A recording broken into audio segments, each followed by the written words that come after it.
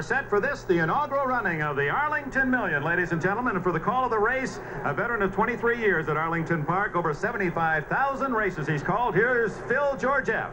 Waiting for John Henry, and now they're all in. As a track announcer in Chicago, Fairhope resident Phil Georgeff called a record 96,000 races in his career. 2 of those races stand out as classics, thanks to John Henry. Phil was on hand to call John Henry's victories in the first and fourth Arlington Million.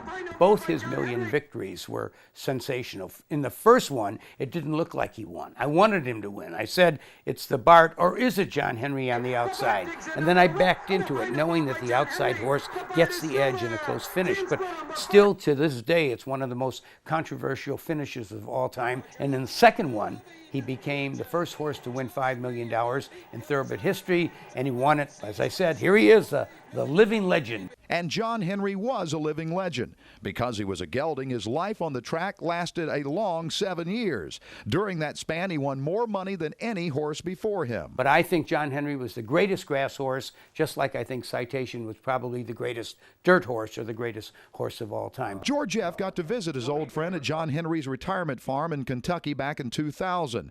The horse was humanely euthanized at that farm Monday night at the age of 32 and a half, closing an era of great horses in the past 100 years. I think Secretariat was in his 20s. He was put down by laminitis. Citation was 25 years old, and in 1948, when Man of War died, he was 30 years old. And Man of War was the absolute against champions are measured today. So this makes John Henry the oldest, greatest horse I've ever known. He lived that long.